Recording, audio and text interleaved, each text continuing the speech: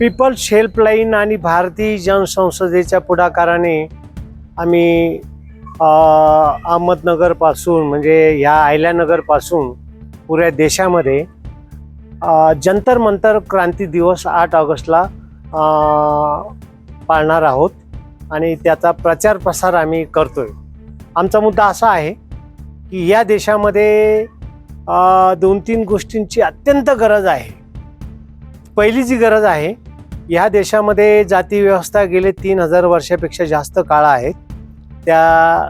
या जाती अंताला यश आलं पाहिजे, याच्यासाठी आमचा प्रयत्न आहे। त्याचबरोबर संसदीय लोकशाहीमध्ये क्रांतिकारक बदल घडवून आणण्याची आवश्यकता आहे आणि म्हणून या देशामध्ये राष्ट्रीय धारणालय हे अतिशय उन्नत झालं पाहिजे, याच्यासाठी आमचा आग्रह आहे।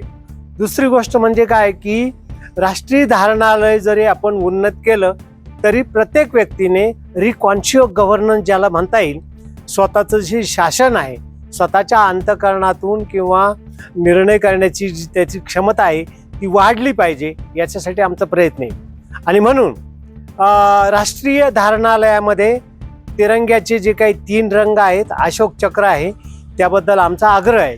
पहिलं म्हणजे काय की केसरी रंग जो आहे तो म्हणजे लोकभक्ती। या देशामध्ये लोकांबद्दल भक्ती पाहिजे, निसर्गाबद्दलची भक्ती पाहिजे आणि सजीवांबद्दलची भक्ती जर असेल तर माणसाचं जीवन यशस्वी होऊ शकतं, असं आमचं म्हणणं आहे। दुसरं म्हणजे ज्ञानभक्ती। पांढरा रंग जो आहे तो ज्ञानभक्तीच्या संदर्भात आहे आणि तिसरा जो आहे तो हिरवा रंग जो आहे तो कर्मभक्तीच्या संदर्भात आहे। अशोक चक्र जे आहे संविधानातील जी नैतिकता आहे त्या संदर्भात आहे आणि त्याचबरोबर अशोक चक्राचा अर्थ देखील असा होतो की या देशामध्ये कायद्याचं राज्य होतं आहे आणि राहिलंच पाहिजे आणि ते पाळलं पाहिजे। आणि म्हणून ह्या ज्या 4-5 गोष्टी आहेत त्या राष्ट्रीय धारणालयामध्ये आल्या पाहिजेत। राष्ट्रीय धारणालयामध्ये ह्या गोष्टी आल्या तर जात आपोआप नष्ट होते आणि मी माझे मला याच्यापेक्षा आपला देश मोठा आहे, या देशातील साधन सामुग्री आणि निसर्ग सजीवसृष्टी याचा विचार माणूस करू शकतो। म्हणून राष्ट्रीय धारणालय जे आहे ते व्यापक झालं पाहिजे, विस्तारित झालं पाहिजे, याच्यासाठी आमचा आग्रह आहे। आणि रिकॉन्शियस गव्हर्नन्समध्ये माणसाने सारासार विवेक ठेवला पाहिजे।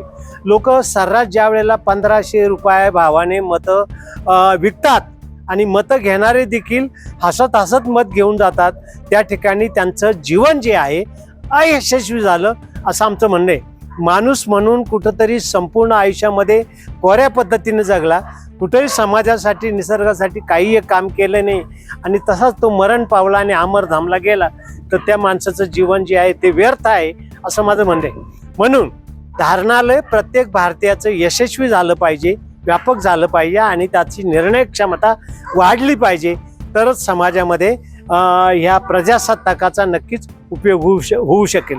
आणि म्हणून आम्ही असा निर्णय घेतला की 8 ऑगस्टला म्हणजे जंतर मंतर क्रांती दिवस ज्या दिवशी आपण पाळणार आहोत वगैरे साजरा करणार आहोत, त्या दिवशी आम्ही ऐतिहासिक अशा दिल्ली गेटवर कोरा राजीनामा त्या ठिकाणी लावणार आहोत। ज्या लोकांमध्ये लोकभक्ती नाही, ज्ञानभक्ती नाही, कर्मभक्ती नाही, संविधानाची नीतिमत्ता जे पाळत नाही आणि ज्यांना कायद्याच्या राज्याबद्दल काही एक चिंता वाटत नाही, असे लोक कोरे आहेत आणि त्यांनी राजीनामा दिला पाहिजे असा आमचा आग्रह आहे।